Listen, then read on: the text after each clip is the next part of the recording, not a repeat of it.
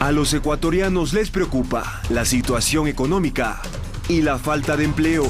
El sector productivo plantea una reforma laboral y los trabajadores la defensa de sus derechos. ¿El gobierno podrá liderar un consenso por el empleo? Si solo 4 de cada 10 ecuatorianos que componen la población económicamente activa cuentan con un empleo adecuado, entonces tenemos un problema serio que afrontar. El acercamiento del gobierno con los empresarios aún no se traduce en plazas de trabajo, en medio de un panorama económico poco alentador para este año. En el programa de hoy veremos si el país tiene clara la receta de la reactivación y hasta qué punto el sector productivo puede absorber las distorsiones que la década correísta generó en la burocracia, a la que se le destinan en sueldos casi el 60% de la recaudación en tributos. ¿Es posible un pacto nacional por el empleo? De eso hablaremos en Políticamente Correcto.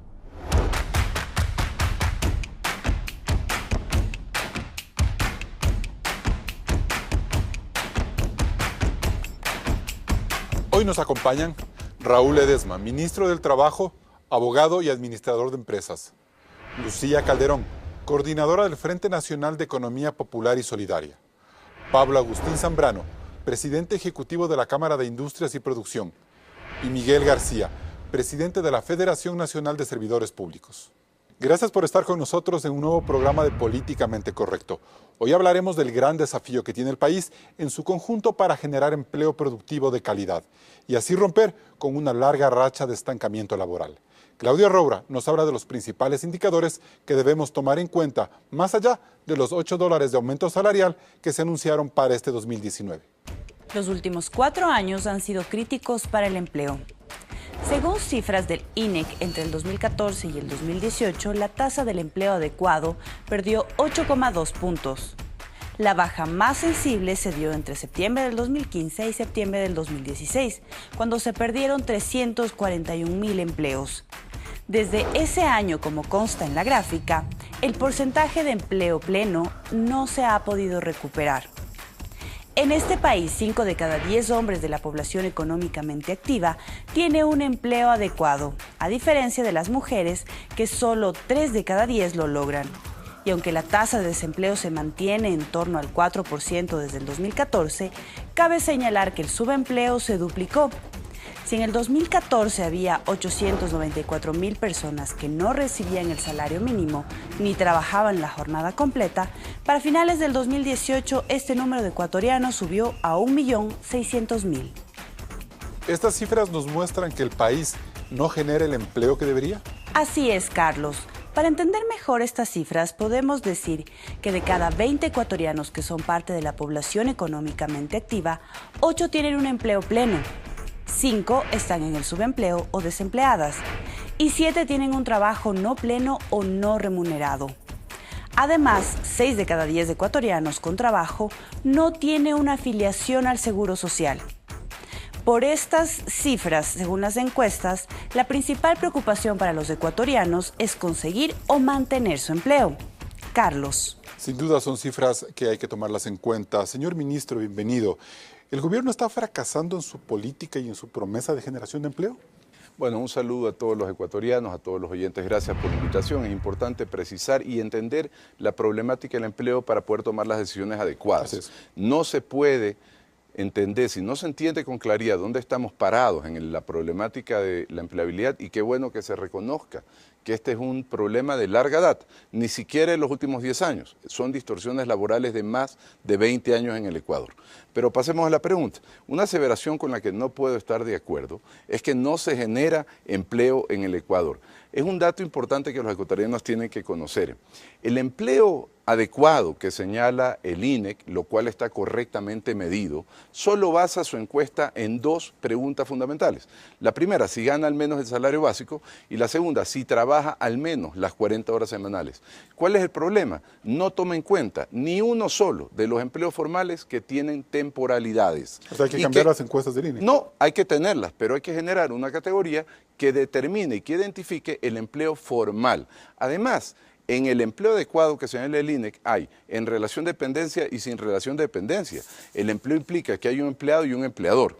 Pero más allá de eso, el INEC, esa categoría está bien. El tema de fondo y concretamente, el trabajo de la construcción, el trabajo, el contrato de obra cierta, el contrato de temporada, el contrato eventual, contratos que ya estaban vigentes, más todas las modalidades de trabajo que se han emitido en este gobierno, más el contrato parcial permanente, es decir, todos aquellos contratos que tengan temporalidades y que no completen las 40 horas semanales o que se pague de manera parcial menos el salario básico, pero que contemplen afiliación y todos los beneficios sociales como es el contrato por obra cierta, etcétera, no están incluidos en esa estadística.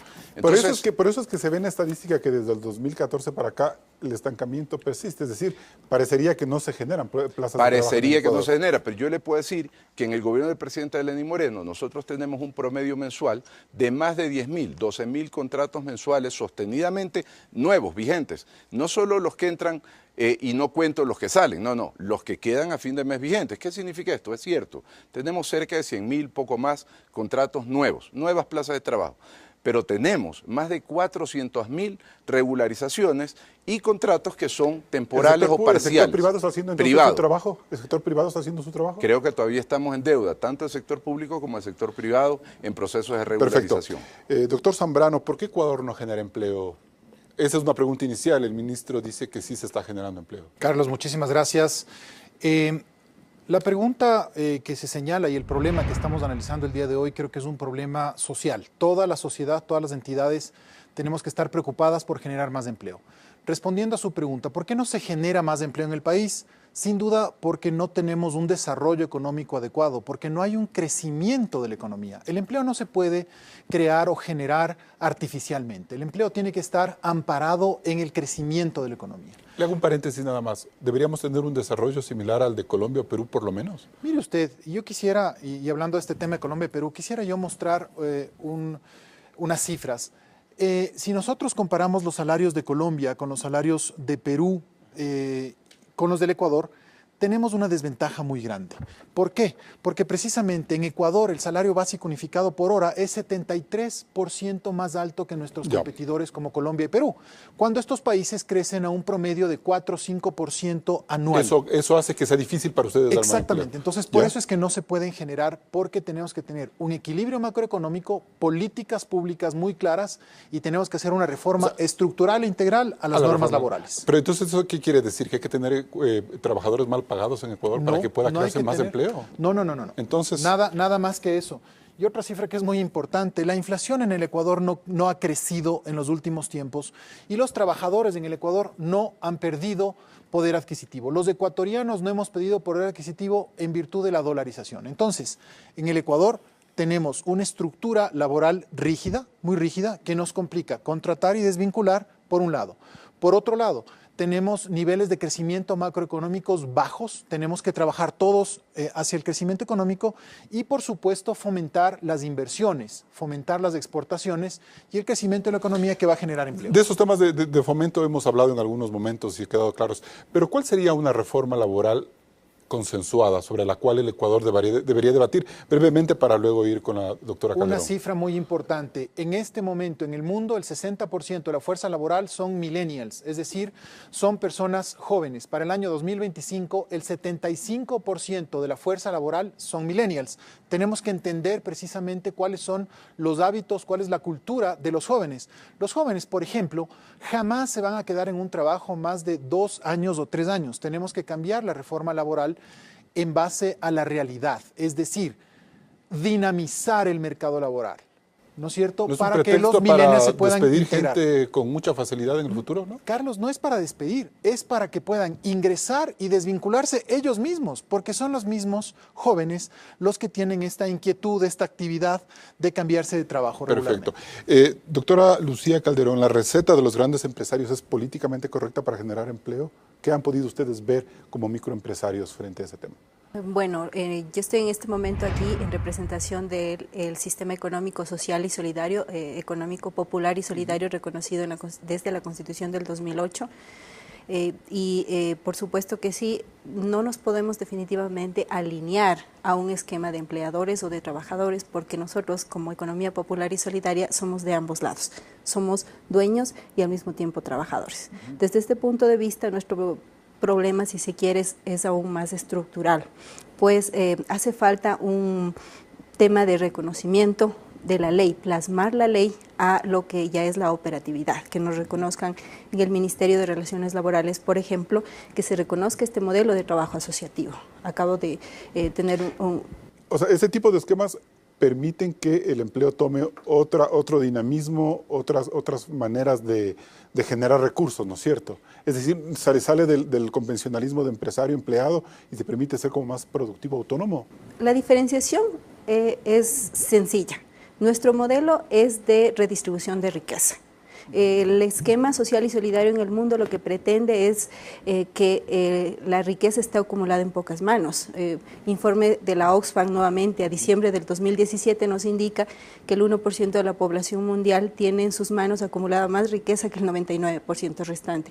Es eso lo que pretende el sistema económico popular y solidario reconocido en la Constitución de la República del Ecuador. Pero el problema nuestro es que el esquema no ha sido reconocido en el país. Como mencionaba en la idea anterior, acabo de conversar con el ministro Ledesma, hemos tenido trabajo sostenido desde el inicio del gobierno con este espacio del Consejo Consultivo Productivo y Tributario. Perfecto. Desde ahí se iniciaron las conversaciones, aparentemente ya hay un acuerdo ministerial que es una gran noticia para el sector. Debemos trabajarlo, plasmarlo. Una vez estando desde ese momento, sí pararnos en nuestra realidad y desde ahí establecer los parámetros de qué es lo correcto, lo socialmente correcto para el sistema económico popular y solidario. Doctor Miguel García, ¿qué elementos debe tener una reforma laboral? Ya nos dio algunas ideas el doctor Zambrano. Quizás tener una mayor flexibilización, la posibilidad de que los empresarios puedan adaptarse a las nuevas realidades con el empleo juvenil sobre todo.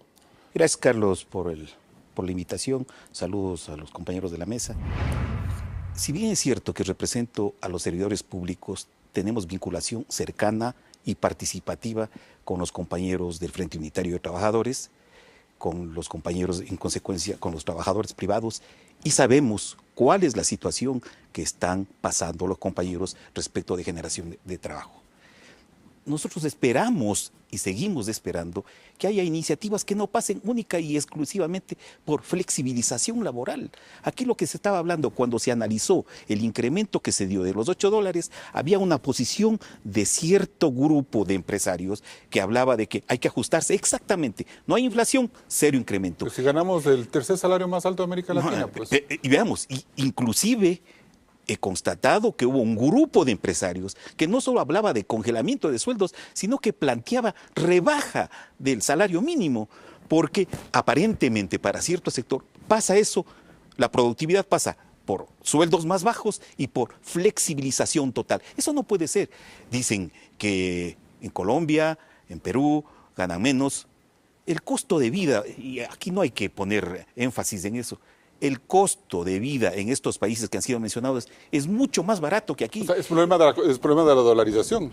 Es problema de la dolarización, es problema del contexto en que se ha movido la generación de empleo, pero todos estarán de acuerdo, los que nos escuchan, y aunque ustedes no asientan, de que efectivamente el sector privado tiene una deuda enorme con la población y con este gobierno, que les ha dado facilidades para generar empleo. Me voy a un primer corte comercial. Seguimos este interesante debate en Políticamente Correcto. Según la Organización Internacional del Trabajo, en América Latina los hombres ganan un 20% más que las mujeres. Luego del corte analizaremos la situación laboral del Ecuador frente al resto de países de la región. Regresamos enseguida.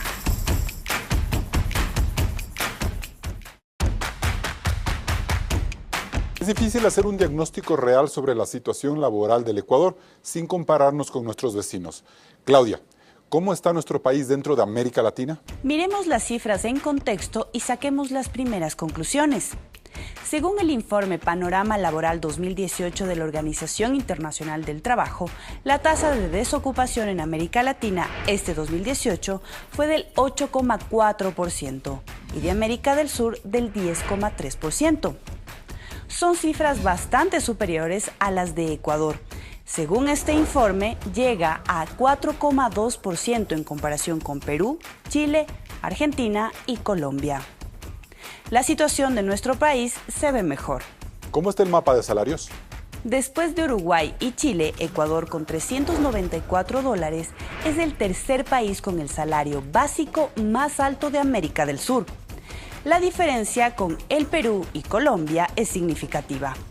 La OIT nos revela que en la región el desempleo juvenil llega al 19% y que los hombres ganan un 20% más que las mujeres. Por otro lado, veamos la cifra de informalidad que recoge la OIT. Allí podemos establecer que Ecuador, con el 59%, tiene tasas de informalidad superiores al promedio de América Latina y al de América del Sur. Si bien la OIT concluye que Perú y Colombia tienen niveles de informalidad más altos que Ecuador, la situación frente a Argentina y Chile es distinta. Con estas cifras dentro de los promedios regionales no deberíamos estar entonces tan preocupados. Todo lo contrario, Carlos, pues la OIT señala que al igual que el 2018, el 2019 será un año de crecimiento moderado para la región, menos para los ecuatorianos. Mientras que el FMI pronostica un crecimiento del 2,2% para América Latina, Ecuador apenas lo hará en un 0,7%, poniéndose a la cola de países como Bolivia, Perú, Colombia o Brasil. Si el crecimiento económico genera empleo, Ecuador se mantendrá a la saga por un buen tiempo más. Carlos. Bien, dos ideas, Pablo Zambrano. Usted en el bloque anterior se comparaba con Perú y Colombia, decía que ellos tienen unos salarios más flexibles, pero la informalidad de ellos es también mucho más alta que la de Ecuador. Entonces, me parece a mí que pensar en temas de flexibilidad laboral no necesariamente solucionan el problema. Y Ecuador, aparentemente, según estas cifras, tiene una realidad mejor en temas laborales. Mire, yo creo que las cifras que acabamos de ver son decidoras. El crecimiento económico del país proyectado para este año y para el próximo no es alentador y no es halagüeño. Y creo que en eso hay que trabajar. Hay que trabajar en temas de competitividad. Ecuador puntúa como 84 sobre 140 países en el índice y en el ranking mundial de competitividad del Foro Económico Mundial. Y uno de los temas en los cuales más bajo puntuamos precisamente es esta rigidez laboral que hay en el país. Entonces tenemos que trabajar en eso para mejorar la competitividad como Estado, como país. Y esto es una responsabilidad también de todos para que puedan venir inversiones extranjeras al Ecuador. Lo que me preocupa es que si flexibilizamos o tenemos una reforma laboral distinta, que sea mucho más fácil los sistemas de contratación, terminemos como Perú o como Colombia, en donde vemos que hay tasas de desempleo más altas y tasas de informalidad más altas también. No entiendo cómo podemos tener esas referencias de países cuando vemos que la realidad de la OIT es dramática, ¿no? Al revés, Carlos. Una reforma laboral va a permitir una dinamización del mercado laboral, que eso es lo que requerimos en el país. Y precisamente se hablaba de la Organización Internacional del Trabajo. Es fundamental un concepto que la propia OIT señala y habla de empresas sostenibles. Tenemos que tener empresas en el país que sean sostenibles para que precisamente estas puedan ofrecer empleo, pagar impuestos, generar inversiones e innovación. Entonces no podemos artificialmente incrementar los sueldos y salarios si es que no existe una realidad económica que se compare con el incremento de sueldos, y eso es lo que precisamente no ha ocurrido en el país en los últimos 12 años. Ministro Ledesma, entonces, ¿cómo entender la posición de los empresarios frente a estas cifras, ¿no? Sí, varias cosas muy rápidamente. Primera cosa, en la estructura de costos no es solo el tema salarial. Lo que estoy de acuerdo en que la palabra clave es dinamización, no flexibilización. Esto tiene que dejarse de hablar de politiqueros que hacen, se supone, trabajo gremial y no lo hacen. Pero más allá de eso, primera cosa, la estructura de costos no es solo salarios, hay todo un cúmulo de cosas que generan el costo de venta de bienes y servicios y sobre esto hay que trabajar. En Chile, efectivamente, el costo de los salarios en Chile y en Uruguay es más alto, tienen un mayor salario básico que el Ecuador y sin embargo tienen un mayor crecimiento económico que el Ecuador. Esto significa que de ninguna manera está ligado el costo del salario básico a una falta de crecimiento. Y a un problema de dolarización, como decía el doctor García en el bloque anterior. Solo un pedacito, sí. En cuanto al crecimiento económico. Las estadísticas que se señalan no se señalan con respecto a lo que va a ocurrir o lo que acaba, por ejemplo, de hacer el Ecuador con respecto a la ley de fomento, con respecto a todos los contratos de inversión que se han suscrito desde el Ministerio de Comercio por parte del presidente Lenín Moreno, que va a generar un crecimiento económico. ¿Estás seguro? Y que ha sido, claro que sí, y que va a generar más de 200.000 empleos formales. El ministro Martínez ha dicho que este año va a ser de bajo crecimiento en 2019. Sí, el ministro Martínez también no puede ser gurú para saber en qué mes, en qué momento se van a contratar estas inversiones que sí se están contratando por escrito y que ahora el próximo año tienen que aterrizar ya en dinero, en monetario. Pero precisiones que muy brevemente, muy rápidamente.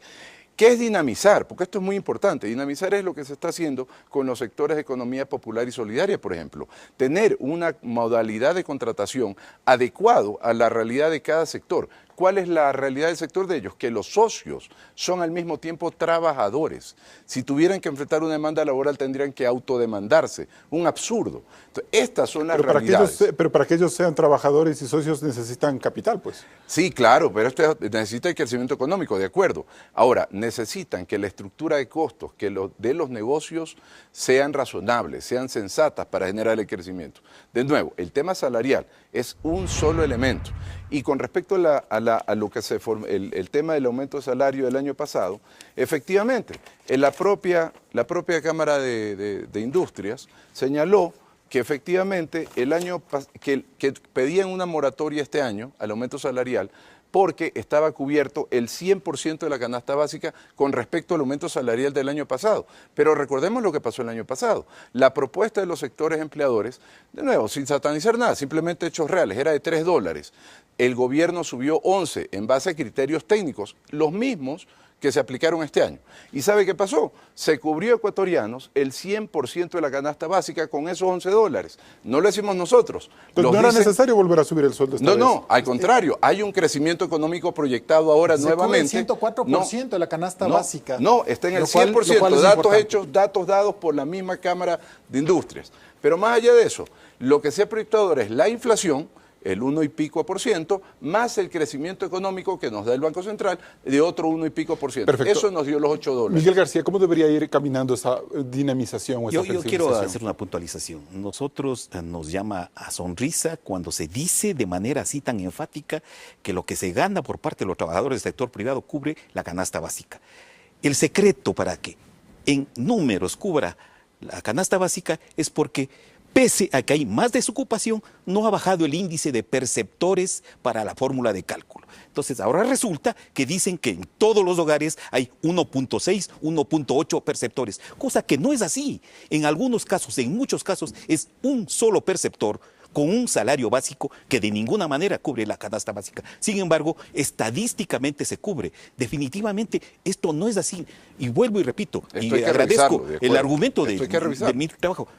El incremento del salario básico no tiene que ser el elemento que repercuta en la falta de competitividad. Perfecto. Lucía Calderón, estamos hablando de aumento del salario básico, pero es como que si estuviéramos legislando como para el mismo grupo de personas que tienen un empleo formal o adecuado. ¿Qué pasa con toda esa gran masa que hemos visto en los reportajes anteriores que no tiene trabajo, tiene un trabajo a medias, vive del subempleo? ¿Cómo poder incorporar a esa gente a una vida más productiva en lugar de estar hablando de si los alzas o no, suben o no, cumplen o no la canasta básica? Definitivamente estamos alineados con el asunto de competitividad, de mejoramiento, de normalización, de esquemas productivos. Definitivamente estamos en esa línea. Más sin embargo, desde el punto de vista de la política pública del gobierno, es necesario que se transparenten los números con respecto, por ejemplo, a la diferenciación en el sector. Si estoy hablando, no se muestra una desagregación adecuada de los números, ni en el PIB, ni en el empleo, ni por sectores, ni en lo que tiene que ver en compras públicas.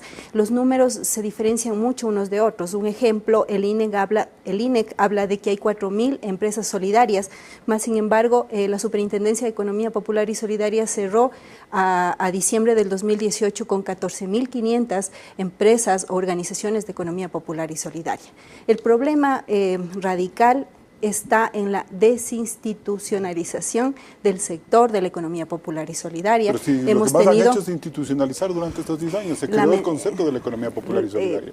Está plasmado en la ley, por supuesto que sí, si fuera respetada, si los temas fueran plasmados y aterrizados, eso sería otro escenario. Más sin embargo, durante el gobierno actual hemos tenido 3 vicepresidentes de la República, tan solo al segundo vicepresidente, a la vicepresidenta de la República, se le asignó la economía popular y solidaria como el sector. Sí, le vi unas fotos con María Alejandra Vicuña. Que ella coordinaría, más sin embargo, nada se plasmó. Ahora tenemos un nuevo vicepresidente de la República que no hemos tenido la oportunidad de conocer aún. Lo que estamos esperando y hemos pedido del gobierno, pues, es que nos ubiquen. expliquen y nos diga muy bien el vicepresidente o desde aquí se va a manejar el esquema, porque como estoy explicando, la única diferencia es nuestro sistema económico popular y solidario, pero somos empresas normales, totalmente capaces de competir, totalmente capaces de generar empleo digno. No es una economía de pobres para pobres. Con esos sueldos que cuestionan los empresarios que dicen que son poco competitivos. Como mencioné anteriormente, nosotros estamos desde los dos lados. Lo que nosotros requerimos del gobierno en este momento es que institucionalice la economía popular y solidaria. La propuesta, un segundito Carlos, simplemente es desde el Frente de Economía Popular y Solidaria, es que se cree un Ministerio de Economía Popular y Solidaria para que atienda estos temas. Pero es necesario porque la verdad es que hay un esquema desde el Ministerio de Relaciones Laborales, otro esquema desde Productividad, otro esquema desde el Ministerio de Inclusión Económica y Social y al final nadie nos reconoce, Bien. al final no estamos 10 segundos porque voy a corte. Exactamente, Carlos. Los más afectados con la política salarial y la política que tenemos laboral en el país son los pequeños y medianos. Ya, de eso vamos a hablar luego de este corte comercial. Con las últimas medidas para reducir el gasto en sueldos de funcionarios públicos, el Estado ahorrará apenas el 4%. ¿Serán medidas suficientes? Regresamos con el análisis aquí en Políticamente Correcto.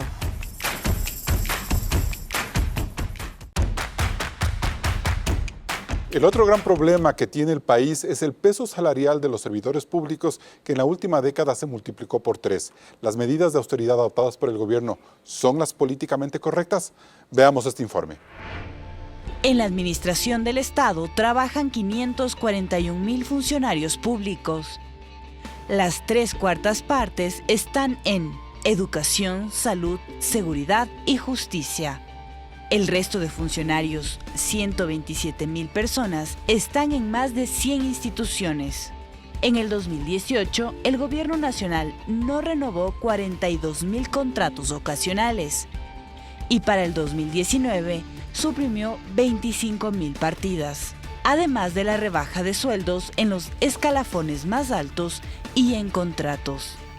Según el ministro de Trabajo, Raúl Ledesma, estas medidas generarían un ahorro de 400 millones, pero la masa salarial de todo el sector público asciende a 9.500 millones de dólares.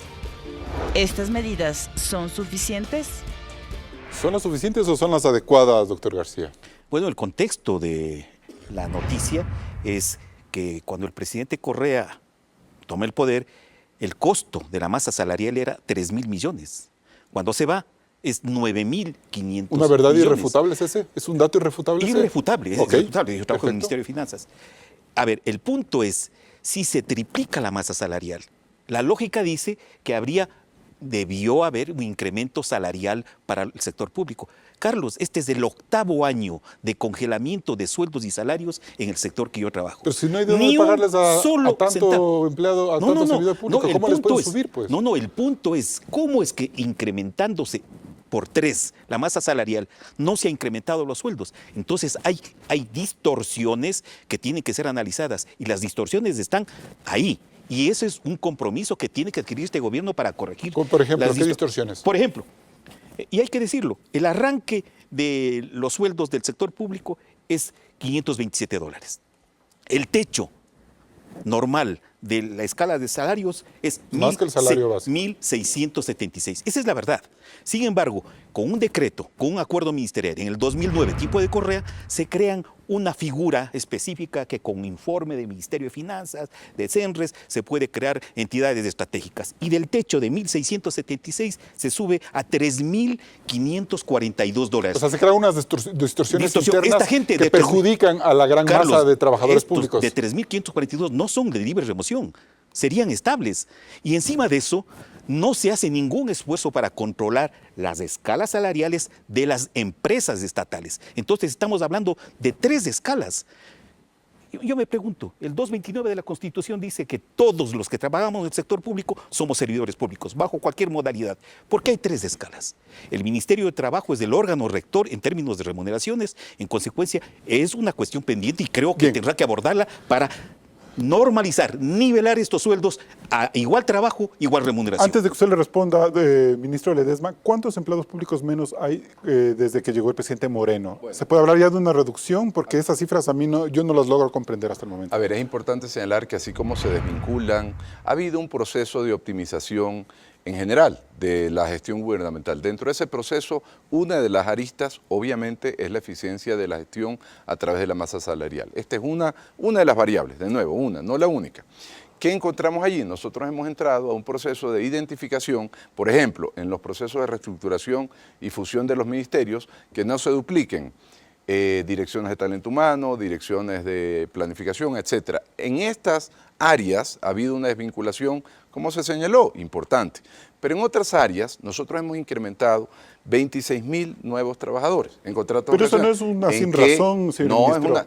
Es una sin razón que responde en el 98% al sector social que implica salud, seguridad, educación y señor ministro, ¿qué pasó con las declaraciones de ustedes? Ustedes declararon de manera oficial que se ha detectado que 150.000 personas estaban trabajando en forma irregular en el sector. Sí. Y se prometió que se les iba a regularizar. ¿Cómo avanza ese proceso? Es correcto.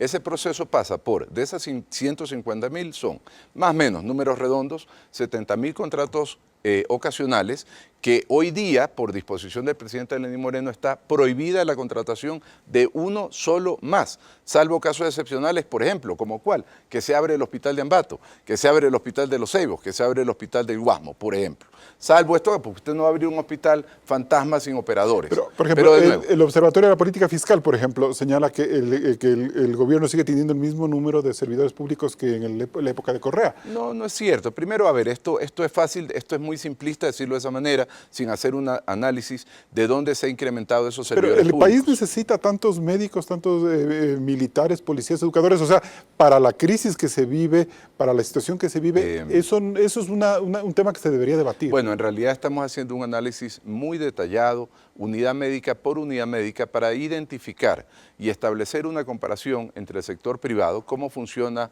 una clínica en el sector privado, con cuántos profesionales, con cuántos administrativos, versus las clínicas del sector público. El Estado lo que le dice normalmente es que tenemos que dar seguridad, salud, educación, y eso está muy bien, y creo que a eso debe apuntar el Estado. Pero ahí están las 3/4 del empleo público. Entonces se ve como una camisa de fuerza poder rebajar y quitar esa masa salarial o ese gasto corriente que dicen los empresarios. No es una camisa de fuerza, porque en cambio, en el proceso, como le digo, hay proceso de reestructuración de 3 ministerios en un caso, el caso del MIPRO, Ecuacultura, el caso del Ministerio de Hidrocarburos con Minas, etcétera. La GP, hay un severo proceso de unificación salarial que estoy totalmente de acuerdo. No pueden haber empleados, servidores públicos de primera, segunda o tercera categoría. El presidente Lenín Moreno no ha autorizado un solo contrato estratégico de esos que señala superiores a las escalas. Una cosa que es importante señalar, ¿por qué no ha habido este aumento en el sector público? También por lo que aquí se dice. 500 y pico de dólares es la base es mayor que la base del sector privado. Una secretaria en el sector público sin título no gana menos de $800, $900. Un chofer lo mismo. Sin embargo, privado promedio $600. Y con título $1.200. Entonces la brecha salarial contra el sector privado es muy amplia. Pero, ¿cuántos empleados públicos menos hay desde que está el presidente Moreno? Nosotros hemos incrementado, le digo, con absoluta claridad, 26.000 empleados en la masa total. Si usted lo ve como total, hay 26.000 personas más que no se compadecen de ninguna manera al aumento que hizo el gobierno anterior. Y la disposición, la orden del presidente es un solo contrato ocasional más, acompañado con lo que dijo Miguel. Solo para terminar, ¿cómo se genera esos 150.000? Con procesos de concurso de mérito y oposición, que ya los empezamos ahora en febrero. Todo esto requiere, de nuevo, 8 meses, regularizar distorsiones laborales de más de 20 años. Lucía Calderón, ¿usted cree que el sector privado, el sector de economía popular y solidaria, podría absorber a todos estos empleados públicos que paulatinamente deberían dejar este sector para volver más productiva la economía? ¿Mediante qué receta? Desde el punto de vista de la reactivación económica, como mencionaba Pablo, Como lo decía yo, por supuesto que sí, este es un modelo económico diferente que permite los emprendimientos, por supuesto que sí, no está ligado a pobres para pobres o de pequeños, se pueden hacer grandes organizaciones o grandes empresas de economía popular y solidaria. La clave está en la reactivación económica, en que el gobierno nacional plasme todos los ofrecimientos, todos los temas de economía sostenible y sustentable en el Ecuador. Desde ahí está un poco ligado el tema. Tanto así como absorber, no, como formar una parte más grande de gente que está dispuesta a trabajar, a unar esfuerzos, siendo, digamos, la medida entre trabajadores y empleadores, se puede decir, porque en esa mitad estamos. Nosotros sabemos lo duro que es pagarnos a nosotros mismos un salario básico, quisiéramos pagarnos muchísimo más, pero la realidad resulta siendo diferente. Perfecto. En el día a día. Pablo Zambrano, ustedes, los dirigentes gremiales, le han exigido al gobierno desde que está en el poder que reduzca el gasto corriente. Vemos que gran parte de ese gasto corriente es los salarios a las 3/4 partes de la burocracia del Estado que da un servicio elemental al país. ¿Cómo pueden ustedes absorber un despido masivo si es que eso es lo que han planteado? Mire, a ver, no estamos planteando un despido masivo, sí estamos planteando pero reducción de gasto corriente, que sí. El Estado ecuatoriano vuelva a la realidad. Y cuando digo vuelva a la realidad, ¿a qué me refiero? Me refiero a que durante 10 años, con un precio del petróleo elevado, se vivió una burbuja en la cual se crearon 54 entidades que tienen la categoría de Ministerio o Secretaría de Estado. Esto es insostenible para el Estado. ¿Por qué? Porque esas 54 secretarías de Estado demandan la compra de vehículos, celulares, mobiliario, construcciones, etc. Entonces, eso tiene que cambiar. ¿Cómo cambiar? Esto ya ocurrió en el Ecuador, Carlos. Bueno, en el año 1992 se hizo una modernización del Estado recurriendo a organismos internacionales para hacer sistemas de compras de renuncias, compras de puestos, eliminación de partidas. Y entonces lo que nosotros como sector privado proponemos es que tiene que bajar este gasto corriente y reconvertir a las personas que están saliendo del sector público para que se puedan integrar en procesos productivos. Pero las empresas privadas difícilmente pueden absorber toda esa gente que salga del sector público. Porque ustedes mismos están hablando de que la variable laboral es lo que les quita competitividad como empresas. Carlos, el problema laboral en el país es un problema estructural que va de mucho más de 20 años, como lo señala el ministro. Mire usted, yo quiero darles una cifra que realmente es preocupante. 200,000 nuevos ecuatorianos, jóvenes ecuatorianos, ingresan año a año a la masa laboral. Tenemos más o menos 8 millones de personas en la población económicamente activa, de las cuales apenas 3.200.000 están afiliadas al IES. ¿Qué pasa con esos 5 millones? Esa es la preocupación principal que debe tener la sociedad. ¿Cómo lograr condiciones adecuadas para que exista seguridad jurídica, inversiones y crecimiento económico en el país y podamos emplear esos 5 millones de personas? Me voy a un siguiente corte comercial. Siguen Políticamente Correcto. Sigue este debate en Twitter e Instagram, en las cuentas oficiales de Políticamente Correcto. Volvemos con el debate luego del corte.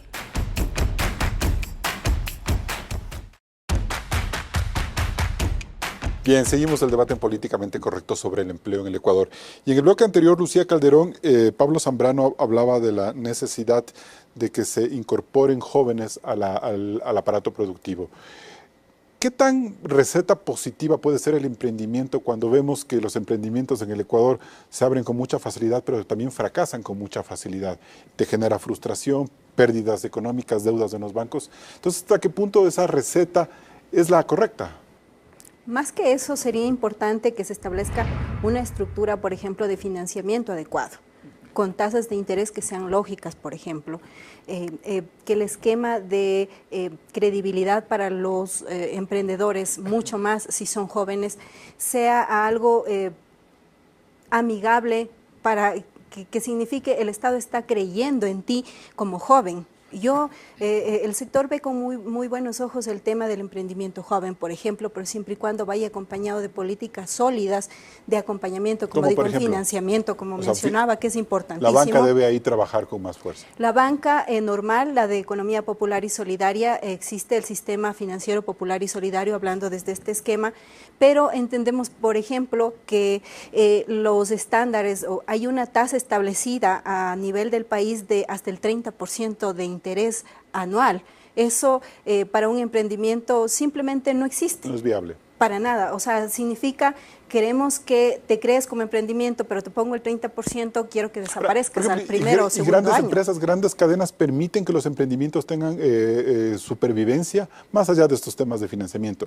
O sea, ¿esa competencia es leal o no? Ya en el mercado. Más que competencia leal o desleal, la acumulación de capital en manos les permite más competitividad, esa es la realidad. Y como desde el sistema microempresarial, digamos, y popular y solidario, no tenemos este capital, no podemos ser competitivos. Le voy a poner un ejemplo. Para servir al Estado, para hacer un proceso de subasta inversa, presentarnos a un proceso de subasta inversa, el catering pequeño que tiene una economía social y solidaria, popular y solidaria, puede ofrecer un precio de 2.50 centavos del almuerzo, digamos, ¿no? Porque nosotros compramos, mayoritariamente si se quiere, pero compramos. Más sin embargo, el gran empresario es dueño de una entidad de faenamiento y de procesos y todo lo demás, y ellos pueden ofrecer a 1.80, porque eso le permite su realidad. ¿Y a quién le correspondería dar esa preferencia? Al Estado, por supuesto, es lo que se ha estado manejando. Más sin embargo, nuevamente, de unos números se hablan a través de lo que es contratación pública, pero la realidad es totalmente diferente. Es David contra Goliat quien está compitiendo en este sentido, y lo que nosotros queremos es, sí, estamos de acuerdo totalmente en que se bajen ciertos esquemas de gasto público, pero no el corriente que tiene que ver con nosotros. Nosotros damos servicios de limpieza, de alimentación, producción textil, por ejemplo. ¿Y viven en una relación con el Estado en ese sentido? Por supuesto que sí, pero a cada paso se van cerrando los esquemas. Ahora, últimamente se cerró en el catálogo dinámico inclusive la posibilidad de que las entidades contratantes miren si es una organización de economía popular y solidaria o no lo es. Y desde ahí se respeta el artículo 288 Bien. de la Constitución. Pablo Zambrano, ¿de qué manera usted puede llegar a un pacto para generación más de empleo desde el sector empresarial? Mire, yo creo que es fundamental el hablar de encadenamientos productivos. ¿Qué es un encadenamiento productivo? Es precisamente que las empresas más grandes puedan adquirir bienes, insumos, materiales, materias de empresas medianas y ¿Eso no y está pequeñas. ocurriendo? Está ocurriendo en el país, pero hay que incrementar más. Lucía Calderón dice que no. Pero no, mire, si nosotros vamos a cadenas de supermercados en el país, vamos a ver que hay secciones enteras destinadas para pequeños y medianos emprendedores. Y yo creo que ejemplos de pequeños y medianos emprendedores que han surgido en este país son muchos. Por lo tanto, tenemos que apoyar al empresario. Yo sí quiero dejar en claro en este programa que no hay por qué satanizar a la empresa privada ni al empresario. Ajá. El empresario en este país es un empresario ético que cumple con sus responsabilidades, paga impuestos, paga inversiones, genera inversiones y genera empleo. Entonces, hay que generar en muchos momentos, ¿no? estos, sin lugar a dudas. Es incomprendido el sector empresario. privado es el motor de la economía en todo el mundo, porque hasta en los países comunistas el sector privado es quien hace las inversiones. Por lo tanto, nosotros tenemos que generar en el país una seguridad jurídica que fomente las inversiones, Carlos. Ya, Solamente, sí, perdón, claro. Carlos, un tema con Pablo Zambrano. Sí, por supuesto que sí, no se está satanizando para nada el sector privado, para nada se lo sataniza. Más sin embargo, voy a poner un ejemplo pequeñito, una empresa proveedora en centros comerciales de insumo, de ropa. Sí, nos reciben, por ejemplo, a nosotros nuestras confecciones textiles, pero nos pagan a 90 días o a 120 días. Entonces, definitivamente eso no es darnos la mano. O sí puede ser un encadenamiento productivo, pero no en las condiciones que deben ser. Hay que trabajar, Pablito, por supuesto que sí, estamos ahí, porque como mencionaba yo antes, estamos desde los dos lados, somos trabajadores, somos también empleadores. Gracias, Lucía. Miguel García, y en este punto, ¿cuán grave es que estemos hablando de generación de empleo? Hay acuerdos entre micro y grandes empresarios, pero esta semana el gobierno dio unas cifras pavorosas de la situación de la seguridad social. Y mientras menos empleo exista, menos seguridad social va a haber para el futuro. Lo grave para los que nos escuchan y son padres de familia es de que este momento nuestros hijos, la opción que creen que es la mejor es irse a trabajar en el sector público. Y no es la mejor opción. Pero esta visión que se tiene es porque no se ha generado un empleo digno en el sector privado.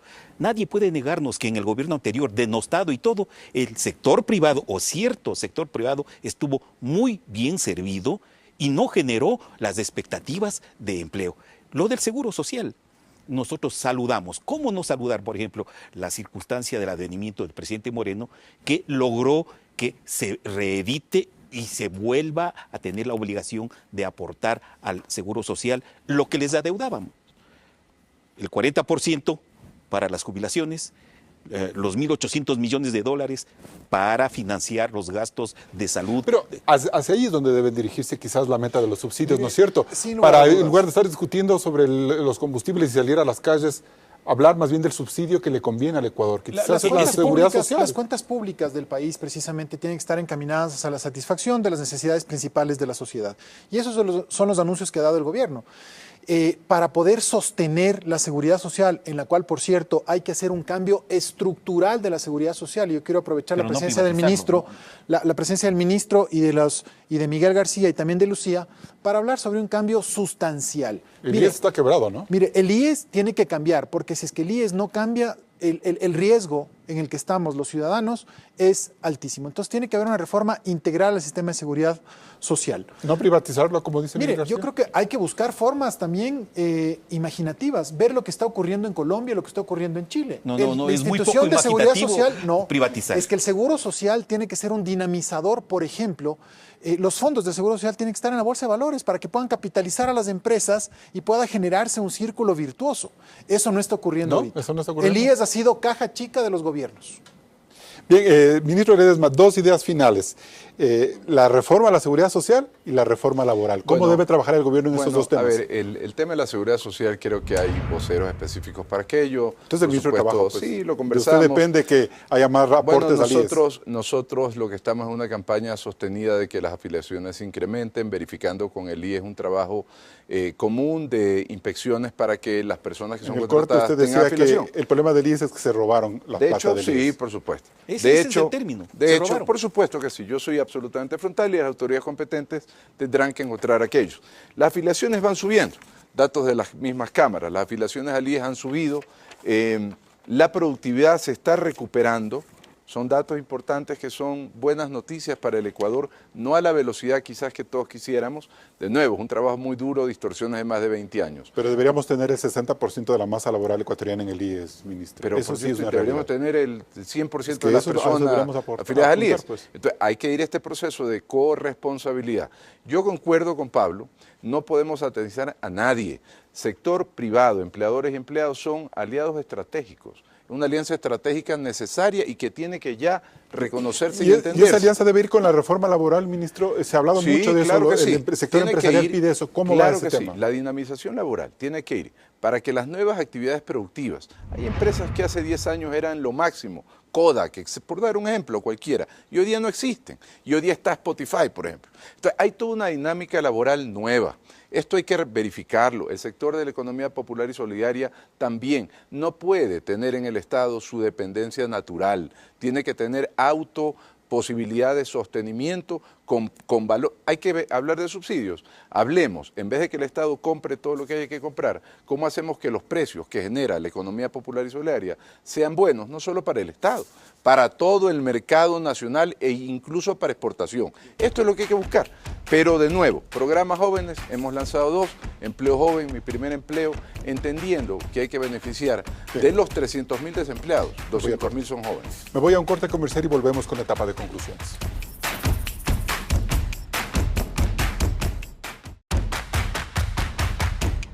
Entramos en la etapa de conclusiones. Miguel García, ¿es posible que el Ecuador construya un pacto por el empleo? Más allá de eso, yo como trabajador público lo que querría decir es que reconocemos el enorme peso que significa los salarios en el sector público, sabemos del privilegio que es trabajar y estamos absolutamente de acuerdo en que no hemos estado a la altura de conceder los servicios de calidad y calidez que se merecen los ciudadanos. Ese es un compromiso nuestro que debe ir concomitante con el compromiso del gobierno de regularizar y garantizar los derechos de los trabajadores, tanto del sector público como privado, que están contemplados en la Constitución. Lucía Calderón. La economía popular y solidaria es totalmente capaz de crear trabajo digno. Una fórmula que doy en este momento para que haya alrededor o aproximadamente 700.000 aportantes a la seguridad social es de que se plasme el reconocimiento del modelo de trabajo asociativo y se nos haga una seguridad social diferenciada a los 700.000 socios de la economía popular y solidaria. Pablo Agustín Zambrano, ¿qué es lo políticamente correcto? Carlos, lo políticamente correcto y lo responsable con el país es entrar en una reforma integral en materia laboral y en materia de seguridad social que nos permita garantizar el empleo, que es la mejor forma en la cual un ser humano puede realizarse como persona. Ministro Raúl Ledesma. Primero, felicitar la altura con la que se ha manejado el diálogo y la discusión. Esto no ocurría de ninguna manera en el gobierno anterior, primera cosa. Segunda cosa, estamos mejor que hace año 8 meses. Esto no es discutible, es totalmente cierto. Estamos mejor y vamos a estar mejor ecuatorianos. Y lo último, alianza estratégica. Todos los problemas, todas las reformas laborales las debemos enfrentar, pero siempre juntos como ecuatorianos. Sin ti, ecuatoriano, imposible hacerlo. Si hay un tema en el cual el país debiera llegar a un gran acuerdo nacional, es en la generación de empleo de calidad. Sin demagogia política, con medidas económicas acertadas y protegiendo la dolarización, el aparato productivo, que es el único que genera plazas de trabajo, puede tomar velocidad. La reforma laboral que exige el sector privado debe ser discutida con mente abierta y dignidad para los trabajadores. Los nuevos tiempos y la tecnología están cambiando la realidad del empleo y este momento de crisis puede ser la oportunidad para que Ecuador se adapte a ellas. Sin producción no hay empleo y sin empleo no hay seguridad social. Hasta el próximo programa. Recuerde que puede ver todos los programas de Políticamente Correcto en www.ecuavisa.com. Hasta el próximo domingo.